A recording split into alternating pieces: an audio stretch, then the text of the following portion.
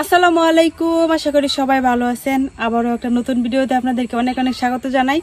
আজকে রান্না করাম একদম ঝটপট একটা খাবার, যেটা হইতেছে ডিম আলুর ধোকা। তো এটা রান্না করতে এত সহজ, মানে কোনো ভাব দেওয়ার ঝামেলা নাই, অনেক সহজ আর খাইতেও কিন্তু অনেক মজা। তো যদি বাড়িতে মেহমানও আসে তাহলে কিন্তু খুব তাড়াতাড়ি, মানে 10 মিনিটের ভিতরেই বানায় খাওয়া যায়। তো এখন যাই, সবকিছু রেডি করে নেই, খুব সহজ। তো পুরো ভিডিওটা দেখতে থাকেন। পেঁয়াজ কিন্তু একটু বেশি লাগবো।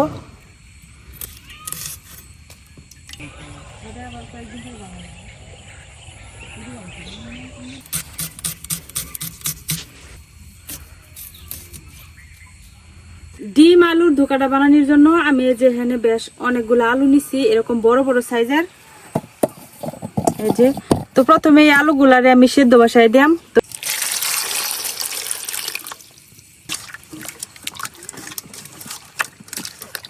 আলু আবার লাগানোর সময় আসতেছে, যার কারণে এই যে আলু থেকে কিন্তু এখন চারা বেরিয়ে যাইতেছে। আলুগুলারে আমি খোসা সহ সিদ্ধ করতে দিয়াম, তো যার কারণে আমি একটু ধুয়ে নিছি ভালো করে। এখন এটা কাটতে কাটতে নিয়াম। তো যেরকম চাক চাক করে কাটতে দিলে আলুগুলা তাড়াতাড়ি সিদ্ধ হইব আর কি।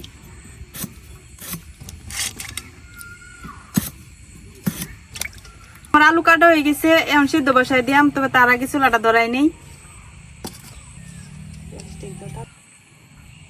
কয়দিন যাবতে আমি কাগজ দিয়ে আগুন জ্বালাই, মানে অনেকগুলা প্লাস্টিক কাগজ আছে ওই চানাচুরের। তো এই কারণে এখন আর বন দিয়ে আগুন জ্বালাই না। তবে আমরা গ্রামের মানুষ কিন্তু সবসময় বন দিয়ে আগুন জ্বালাই, আর বন দিয়ে আগুন জ্বালাতে অনেক সুবিধা, অনেক সহজ। তো এই কাগজগুলা যেহেতু আছে, এমনি ফালা নিচ্ছে, কাজে লাগাই দিলাম আর কি। তো আমার আগুনও তৈরি গেছে। এখন আমি আলুগুলা দিয়ে দেম।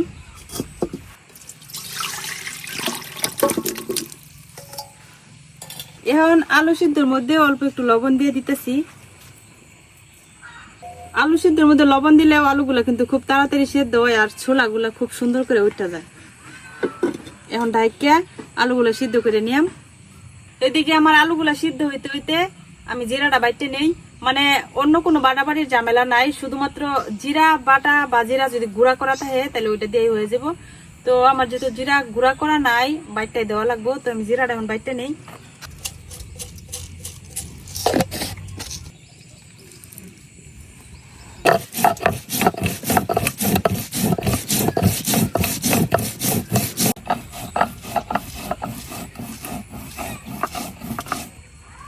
আমার জিরা বাটাটা হয়ে গেছে, আর অন্য কোনো কিছু বাটাবাটির দরকার নাই।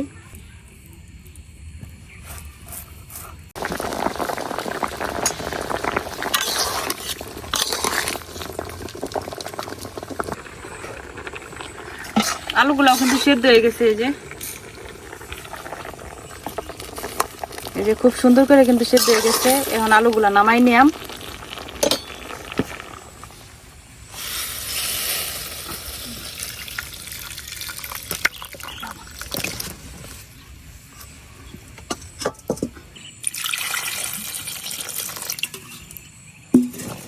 এখন আলুগুলারে চুলাই নিয়াম।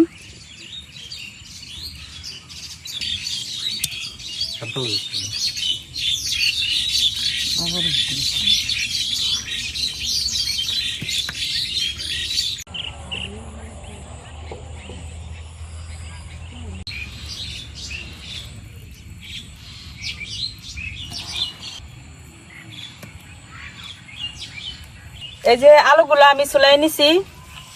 এখন আলুগুলো একটু ঠান্ডা হোক, ঠান্ডা না হলে এগুলো চটকানি যেত না।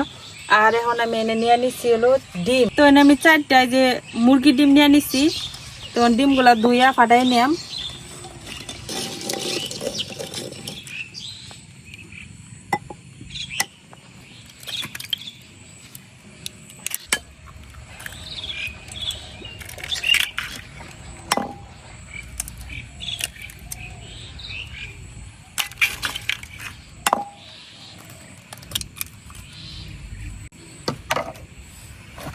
এখন ডিমের মধ্যে দিয়ে দেম কাঁচামরিচ কুচি, আর যে পেঁয়াজগুলো আমি কাটে রাখছিলাম এখান থেকে বেশি অর্ধেকটা আমি দিয়ে দেম ডিমের সাথে।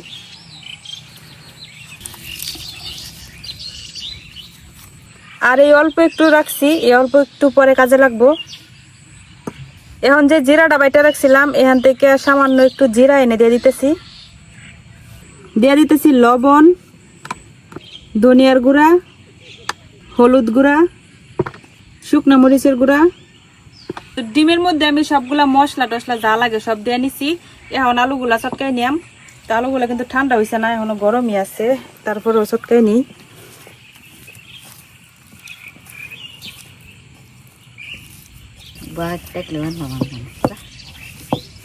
আলুটি খুব ভালো করে একদম চটকাই নেওয়া লাগবো, কোনো দানা দানা অংশ যাতে না থাকে।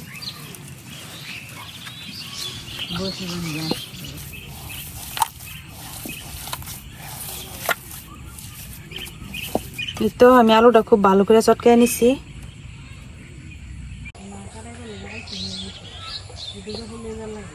তো আমি এই যে আলুটা সুন্দর করে চটকাই নিছি, একটুও কিন্তু দানা দানা অংশ নাই।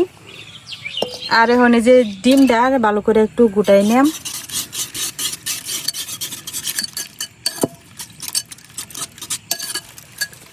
ডিমটা আমি ভালো করে ফেটাই নিছি। এখন এই ডিমের মধ্যে আমি আলুটা দিয়ে দেন। তো আমার সম্পূর্ণ আলুটা সম্ভবত লাগতো না, আমি অল্প অল্প আলু দিয়ে মাখাই আগে দেখে নিলাম যে কতটুকু লাগে। তো যে প্রথমে এতটুকু আলু দিতেছি, এখন আমি হাত দিয়েই মাখাইতেছি।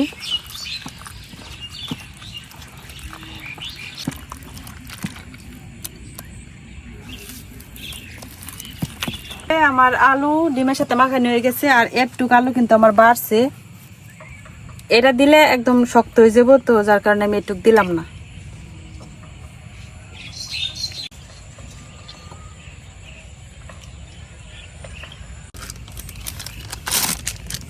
এখন আবার ফ্রাই প্যান বসাই দিছি।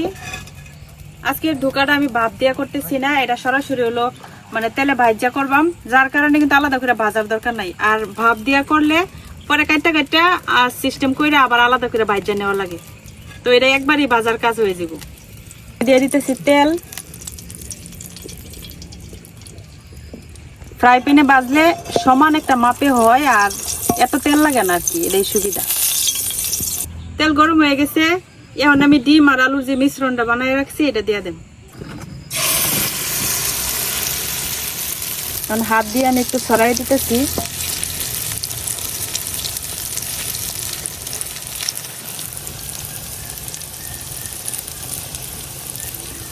এখন ডাইকা দিয়াম।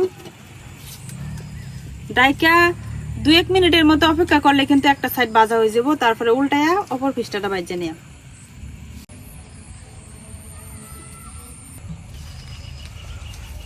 এই যে একটা সাইড কিন্তু হয়ে গেছে, নিচের সাইডটা কিন্তু সুন্দর মতো হয়ে গেছে। এখন উল্টায় দেওয়া লাগবো। তখন উল্টায় দেওয়াটাই কিন্তু অনেক সমস্যা, কারণ যদি আমি এই খুন্তি দিয়ে উল্টাতে চাই তাহলে ভাঙ্গা যাবো। তো মানে প্লেটের মধ্যে ঢাললে তারপরে দেখি উল্টাতে পারি কিনা।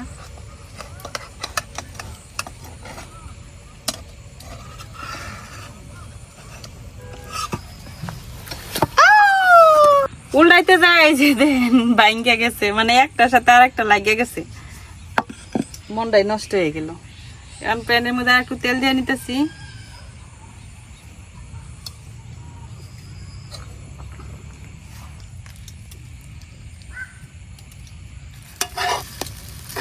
এখন ভাঙ্গাটা এইভাবে দেওয়া লাগতেছে, ভাঙ্গে গেল পুরা।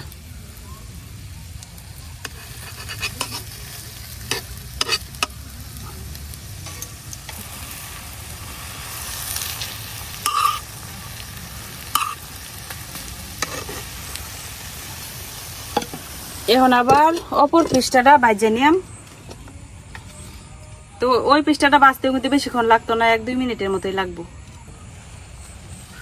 এই যে আমার ডিম আলুটা কিন্তু ভাজা হয়ে গেছে, তো মাঝখান দিয়ে ভাঙ্গে গেছে উল্টানির সময়। তো এখন নামাই নিয়াম। এখন তো যা ভাঙ্গার কাম ভাঙ্গাই গেছে।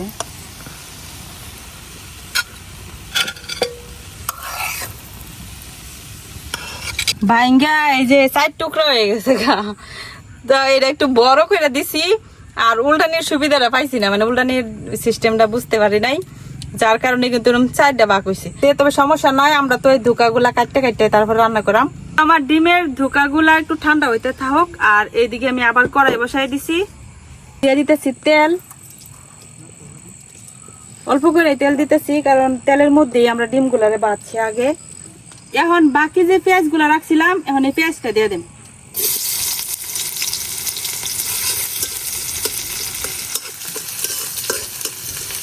পেঁয়াজটারে হালকা একটু ভাজে নিলাম। পেঁয়াজটা হালকা ভাজে নিছি। এখন যে জিরাটা বাইটা রাখছিলাম, এই জিরাটা দিয়ে দেন। দিয়ে দিতেছি স্বাদ মতো লবণ, ধনিয়ার গুঁড়া, হলুদ গুঁড়া, শুকনো মরিচের গুঁড়া। অল্প একটু পানি দিয়ে মশলাটা কষাই নিলাম।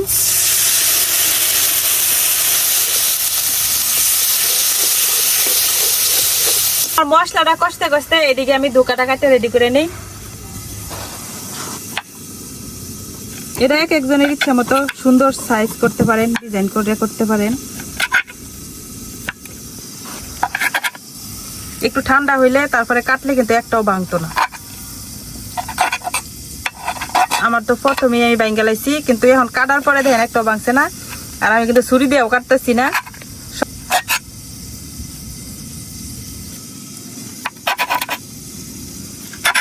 আমি সবগুলো ধোকায় কিন্তু সুন্দর করে কাটতে নিছি।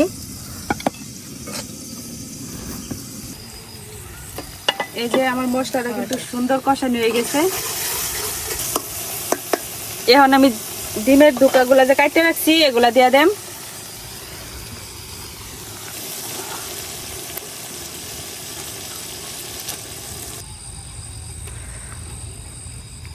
বাকি আলুটা রাখছিলাম, যেটা বাইচা গেছিল, এই আলুটা একটু পানিতে গুলাই এনে দিয়ে দেম, তাহলে ঝোলটা একটু গাঢ় হইব আর কি।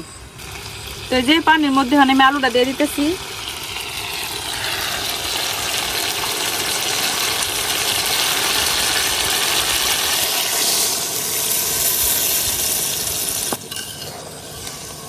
এখন ধীরে ধীরে একটু লড়াইয়া ছাড়াইয়া মশলাটা মিশাই নিলাম। তো এই ধোকাটা কিন্তু একটু মাখো মাখো হইব, এতটা জলো হইতো না, আবার একদম শুকনা হইতো না। সেই অনুযায়ী আর কি পানিটা দেওয়া লাগবো। এখন ডাইকা রান্না করে নিলাম।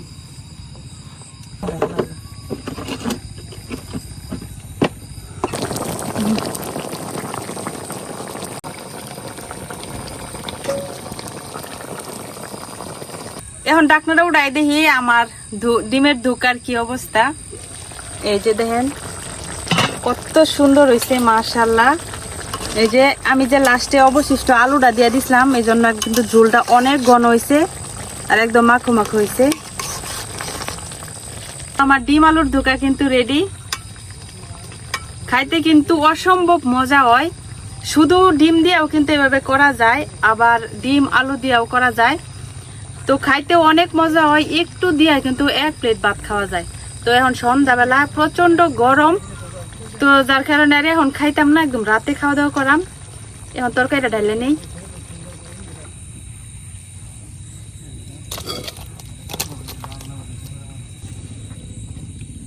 এই তো তৈরি হয়ে গেছে আমার সুস্বাদু মজাদার ডিম আলুর ধোকা।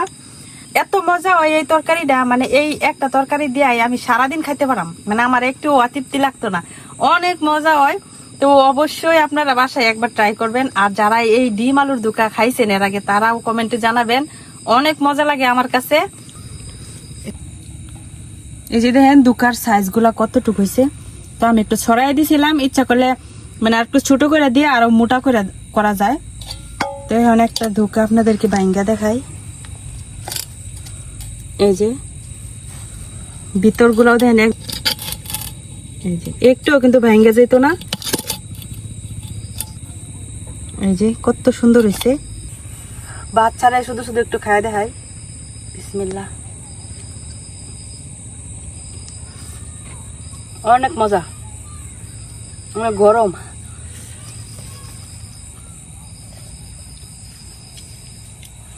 অনেক মজা।